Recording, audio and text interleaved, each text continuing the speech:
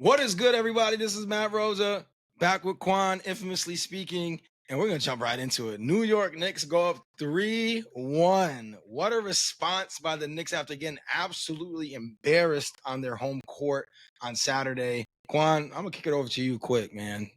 Initial thoughts, reactions. I see you still got the season hat on, so you must be. I'm not as confident, but I'm still confident. Celtics in 7, right? Celtics in 7. Celtics in 7. Now I'm being a little biased. First and foremost, I'm happy for some of my friends, right? What a good guy. The ones that joined the live last week. I seek so much pleasure in their disappointment and them being miserable that I realized it's time and they were due for some happiness. So I'm not too mad. Shout out to Gmo and them, big Knicks fans. I think the game was a great game. Brunson's a dog. Bridges mid-range is flawless. Ridiculous. And it's funny because I was talking about it, how like a lot of young players, like high school level, right? We talked about it on an episode where sometimes they make the shots more difficult for themselves by driving to the basket where it's cluttered. You got a big man down there, you're getting doubled, all that stuff. When you could just take the mid range like Bridges and still get the 2 points that you're looking for. What I'm really disappointed in is the injury, right? I don't think the injury was the reason they lost. So there's no excuses. And injuries is part of the game, so it is what it is. I'm disappointed because the series won't be as good, right? At least in my opinion. It's almost like saying if Brunson is out. Oh, yes. You know what I'm saying? Over. So that's what I'm really disappointed in. But the Celtics, we talked about it. They're a deep team. And the other players, they still got the reigning MVP from last year in the finals on their squad. So I wouldn't count them out. It's just it's an uphill battle. Obviously, being down 3-1 and losing your co-star, right? So good game to the Knicks. They deserve the win, and it is what it is. I told they were disappointed. Well, I don't know why, but they said something about me not having the recap of last game. But I'm like, you wouldn't want me. They didn't want me on there. They really didn't. No, they probably it was just me. Shit. Yeah. So with that being said, win or lose, I'll still show up. I got a job. That's fact. In season, out of season. My Achilles. Yeah. I mean, we got to start there. Like you said, I mean, that was just a devastating injury. Tatum had it going. The Knicks were in pretty good control of that game. Tatum had gone a little bit cold from 3 in that stretch too. Celtics went cold from 3 in the second half overall. But non-contact injury. We're not going to speculate on what it is, but it's never good when you see something like that happen. And he immediately knew, speedy recovery for whatever it is, minor, major, whatever it is. But one thing that stood out to me was I love how the Knicks battled back. Absolutely love how the Knicks battled back because the Celtics were on fire early.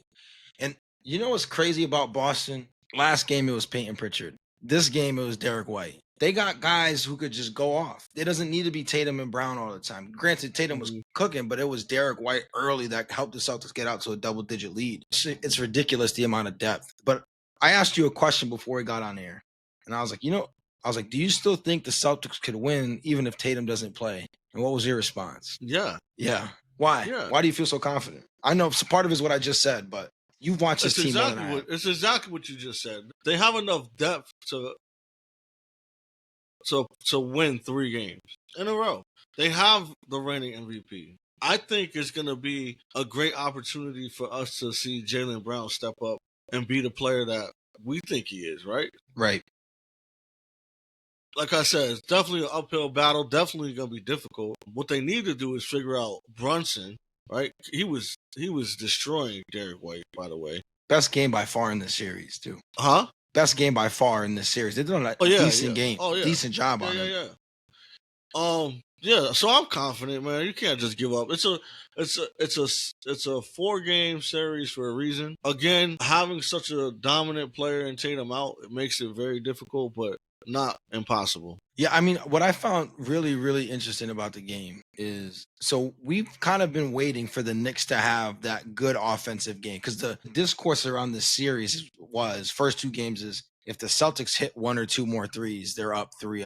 Because we saw what happened in game 3 when they're actually hitting their threes. The Knicks stood no chance. But then in this game, the Celtics came out hot, hitting their threes. I mean, they had a 13-4 run in the first quarter. And then the Knicks, I think they cut it to 1 at the end. And then the Boston rattled off like 12 straight points with 4 quick threes at the end of the first quarter. And the Knicks were down double digits again. So the Celtics had it going on. But the Knicks were like, all right, we're just going to keep battling, which I thought was not, I shouldn't say surprising, because the Knicks have shown us a lot of grit, but it felt like game 3 was about to happen again. No, to me, it was more like what I text you during the game, which is Celtics are the better team. Knicks are scrappy. And sometimes when you're scrappy, you just pull out those tough wins. And they have a superstar in Brunson. Without a doubt, he is, right? Like this, absolutely. He gets it done. Period. And then I think the key moment that was actually Bridges when Brunson was out in the fourth to start, and he held him down with, I think he had 10 points in the fourth. But, to have somebody step in and cover for you while you're getting your rest is very important in a series like this. Yeah, shout out to our guy, Tony, keeps texting me. He said Quan is Stephen A. He just says whatever he wants. No, he says whatever he wants. He thinks LeBron's still in the playoffs. That's how bad of a guy he is. He thinks LeBron is he's still sending me things on why LeBron's winning. Bro, so I do want to call it, I think your analysis on Mikal Bridges is spot on. So in the fourth quarter, 5 for 6 on jump shots. And it's that patented wing kind of moving, fade away, little mid-range game, which was money. Like you said, I think because Boston tied it before Brunson got back in the game, but he kept them afloat offensively, which is all you can ask for, because the Knicks' motto these playoffs have been just hang around.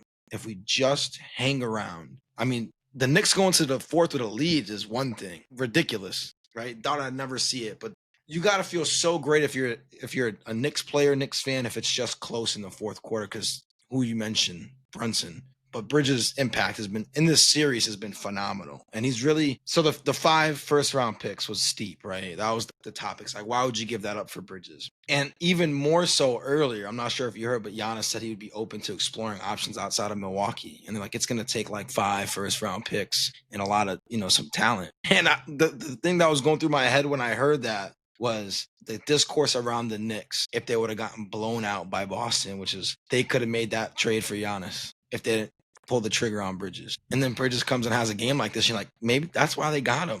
Great defense and that mid-range, which she was disgusting at in Brooklyn. Yeah. KD, right? One of the best offensive scorers of all time. His mid-range is unstoppable. Disgusting. Now, I'm not comparing him to KD, but think about I'm talking about the shot selection. Even when we used to play ball in the park and all that, it's like, why are you guys... Anyways, let's get off of that real quick. I want to say this. I don't want to talk about me in basketball. The game was a great game.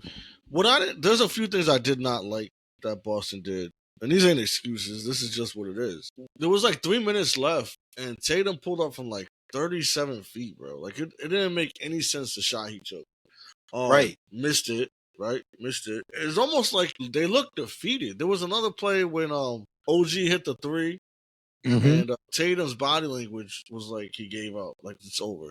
But Knicks was only up 5 at that point with like 3 minutes and some change left. And then he did that dumb shot. And again, I don't think they lost because of Tatum injury. I think they lost because Knicks just caught fire when they needed to, and Boston's defense wasn't great. Another thing is when Porzingis, it looks like Porzingis looks to get a foul called every time he touches the ball. I agree with that. He got the ball cut into the lane and went to do a layup, but he was like waiting to get contacted, and they didn't call a foul because it wasn't a foul. Mm-hmm. And that's just what it is. I think that, you know what they need? What they need? When I said this, which is they need a boost of confidence and energy and knowing that they still have a chance, which I hope they feel like that as a team, right? They need, when they come out in the Boston next game, they need Larry Bird to come out suited up. And not even to play, but just him coming out suited up. He ain't going to do that shit. I know he's not, but could you imagine that? That crowd would be crazy. Electric. That's another thing I want to say too, is watching this game, it was nice to see Knicks fans pay so much money and be able to cheer, because Game 3, it was fucking dead silent in that. It didn't even look like a playoff game because they had nothing to cheer about, right? They're down 20 almost the whole game. They were louder than expected, to be honest with you. Like, because when they were still making some noise when they cut it to like 20. I'm like, well, why? It was quiet. I'm like, it was quiet, bro. That game 3 was quiet. And so it was good to see them being happy for once. I think they haven't been to anywhere further since 2000. Right. So since their finals run with Houston and it's nice to see them. I don't think if they play the Pacers, I don't think they beat the Pacers. The Pacers, that offense is high flying. I mean, it's ridiculous. It's going to be interesting to see because of all the shit that happened last year. Knicks fans feeling, slighted because the Pacers were talking mad shit after all the Knicks got hurt, but Indiana got better. So it's going to be interesting to see that. But what a shocking turn of events that's happening in that series. But I like what you called out because I texted you the Celtics end of the Tatum goes 3-2, tries to go 2 for 1, takes that terrible 34-foot three absolutely bricks it. The Knicks don't get a bucket on the other end, and then Brown, instead of trying to just shoot the shot, tries to seek a foul out, doesn't get the call, and they get nothing. Yeah. And so I agree with you though. It's it's playoff basketball. Don't expect the whistle. I mean, yeah, you can't. Here's what's crazy. Here's what was crazy to me. So the Celtics shot more free throws than the Knicks, but the Knicks doubled them up in points in the paint, 64-32. The Knicks were actively seeking to get to the basket. I think the Celtics did a better job of that too, but I think that was a big part of it too. The Knicks were like, we're not going to settle for jump shots. And I felt like there was a more concerted effort to be like, you know what? We'll give you an easier 2 than give up an easy 3. And I felt like they were trying to run people off the line. Like, just, we'll give up an easier 2. It's funny you said that. Because they've been weird finishing at the rim this series, Boston anyways. Like you said, it feels like they're trying to get an and one instead of focusing on trying to make a layup. A lot of missed shots at the hoop. Yeah. One of the common things I remember being coached on was don't jump. Don't jump. When you're playing defense, don't jump. Don't leave your feet. Because, you're either going to foul or they're going to go by you. And I'm watching, and Derek White is jumping almost every time. Like, every time he's jumping, which allows Brunson to sidestep, hit his shot, or go by him. But, like I said, it is what it is. I'm not mad. I'm just disappointed that we're not going to have the series with one of the stars. He's out, bro. If it's for me, I'm thinking Achilles. Yeah, it didn't look good. So it didn't look good. That's the only thing I'm disappointed is that we're not going to get to series finals without Tatum. And you know why? I agree with you. And you know why? Because this was the first game where we were getting that Brunson Tatum superstar back and forth matchup, which made it electric. And I'm watching the game, right? And obviously I'm a Knicks fan. It doesn't sound like it with the commentary I've been given. So I got to remind people I am a Knicks fan. And I'm watching it.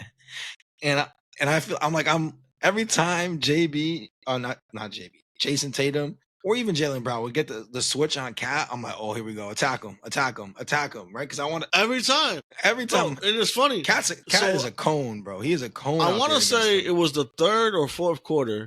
They switched. And I was like, this is playing into the hands of the Knicks. Because every time they switch, Tatum dribbles, and pulls up from 3. And he did it that same exact play. And he missed. There was one time he tried going by Towns, but for whatever reason, he couldn't get by him. When Brown switched, though, Brown went right by him and got an easy layup.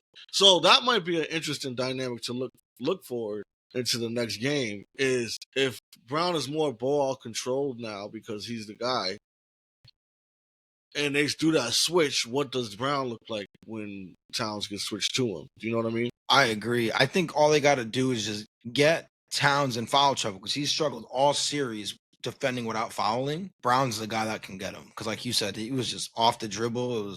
I'm telling you, it was fish food. Every time he got switching the pick and roll, I'm like, oh, it's fish food. And that's the other thing. Brown was good. Like, Brown's midi is pretty good. So yeah, he had tough baskets. I don't think it's over. In fact, talking about it more, I'm feeling more confident. You know what's funny is I meant to tell you this, but Danny and them was trying to roast you. And they was like, we need to talk to Matt because he's a flip-flopper. And I'm like, you guys got to settle that what? Yeah, come on the show. How am I flip-flopping? I haven't strayed from my pick. I picked the Celtics, right? But I'm a Knicks fan. I'm not going to do the whole I win either way. I picked the Celtics. So sports analyst Matt loses. Fan Matt wins. I mean, that's fine. But on this show, I took an L, and that's fine.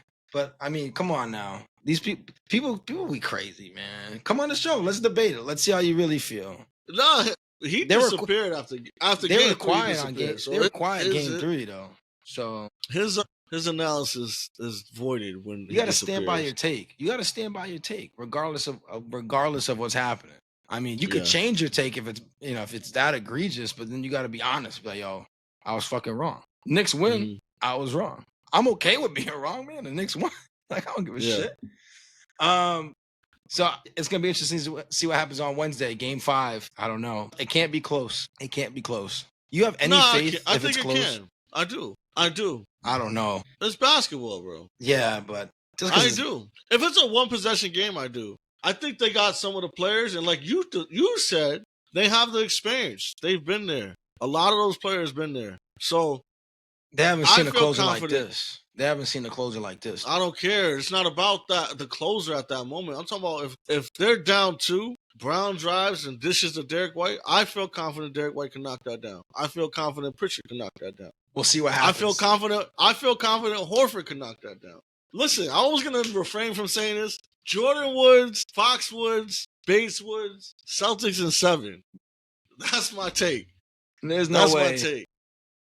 No Tatum, no Celtics, chance. 18 championships. Knicks, how many championships Knicks have? 2. 2? 2. So and the 50s don't count. No, it was 7. It was like the 60s. I was before I was born. In the 70s. Yeah, before I was late born. 60s, 70s. Yeah. So all my Knicks fans who are quiet after Game 3, don't call me a flip flopper because I never flipped for my take.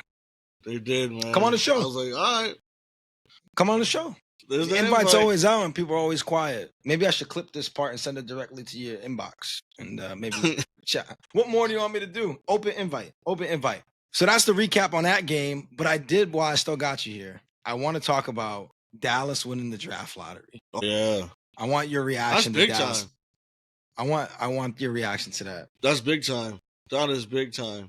You're going to have Kyrie. Absolutely rigged. I know. We talked about it. We talked about the whole trade being rigged. It's all coming to fruition, man. Where's Gmo at, man? I need my sports conspiracy. The problem with Gmo is this, and I said this to Gmo while we was debating and arguing in the chat today about the game, is that whenever he starts losing, he defaults to 2 things. One, that I'm mad, which I'm the furthest from being mad. And 2, he has to go to work tomorrow. So, and I hate when he does that. It's the stupidest thing. And that's when he says that, I feel like I won regardless because he's defaulting to his excuses of the game not mattering. But he has been talking mad shit. Oh, the Eagles and now the Knicks. Listen, keep it rolling, G. Keep it rolling, G. Say shit about the Yankees, too. We can use it. No, he has been. So, yeah, get Gmo on here. We need Gmo on. Listen, for all the Knicks fans, if I got to keep picking against the Knicks for us to win, then I will do it. And I'll fall on the sword. I'm cool with it. But it's crazy. They had like a less than 2% chance to win. I think it was like 1.8% chance to win the lottery. They won both the WNBA and the NBA lottery. Yeah. Got Paige Buckers from UConn, and now they're gonna get Cooper Flagg. I mean, they're trying to deflect from the Vegas allegations by saying, no, look at that. He's in Cooper Flagg. He's gonna sell tickets. He's gonna get people in the seats. I wonder what's Kyrie's return time. Do you know? If it's an ACL, it's usually 12 months. And I was like late in the season, right? Yeah. It says like a month left within next season. So AD healthy, Flagg, Clay, they got some decent pieces. All you gotta do is tread water until Kyrie comes up. I mean, it's just insane to me. Playing team, only 4 wins under 500, and you get the first overall pick. Do you think the draft lottery is a flawed system? Do you think they should do what they do in the NFL, which is just worse record? I think it will help the league. I think I like it because, one, it's an event. It's not a real glorified event being as basketball, but it is an event to see, who gets the picks. And it's not like it's usually favored to the loser of that season anyways, because you have more chances of winning. But I like it personally. But I do think that like someone like Washington, you're hurting. Yeah, I don't even know if Washington was tanking or if they're just really, really bad. I think it's a mix of. It's probably like 90% bad. Yeah. You know, like they don't have a whole lot of talent, or they got young players on that squad, but it's just how I think Utah, who's also at the top, is like picking 5th. That shit just doesn't make any sense to me. Utah has some. They was in trade talks for someone. I forgot who it was, but it was some good trade talks. But they got to get rid of Laurie and get more picks in. Yeah. That's who was. That's what they got to do. Involved in it. Golden State was mixed in with them before the season started, and they could really use them now with Steph's injury. Yeah. But I don't like the lottery, man. I think that's how you keep bad teams bad. Well, what if they win? If Washington was gonna win, they had the potential to still win. Like, you know what I mean? Like, they weren't out of the running to get the first pick. No, for sure. But I think it's just, it doesn't help when a team that was a play-in team, 4 games under 500 gets the first overall pick, and the worst team in the league gets the 5th pick. The odds of that happening was 1.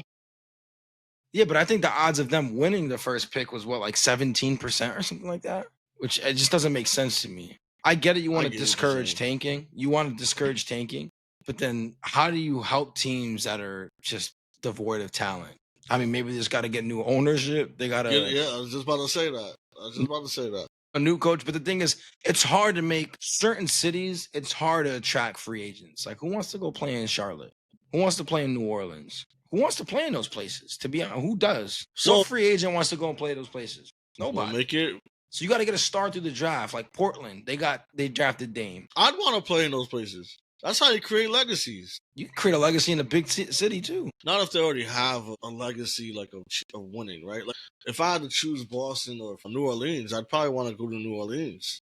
Just there's so many champions in Boston. But isn't that part of the appeal? Like I could put my name next to Larry Bird, Kevin McHale, or I could put my name alone in the rafter. That's fair. Like I get where you're coming from. Don't get me wrong. We haven't seen enough star free agent. Any player should be happy to be in the league, first and foremost, no matter where you're that's playing. True. But when you're an established superstar, you're not going to be like, oh, all right, I'm going to go to Milwaukee. It's almost like the KD effect. If KD, let's just say KD went next year, instead of going to potentially New York or wherever he may go, let's say he went to a market like New Orleans and he won a chip, Orlando, and won a chip. I like Orlando. That's big time. Oh, that would do a lot for his legacy. Are you kidding me? That's what I mean. So that's a good point. Let's switch. I want to talk real quick about this before I head out. Michael Jordan, did you see that? No. He signed with I think it was NBC for special commentary. Yes. Okay. Yes. Yeah. Yep. So I'm very excited to see his mentality of the game. He's never really been a public speaker like when it came to the game outside of when he's been out. So to hear his perspective and his insight on the game, I'm really looking forward to that.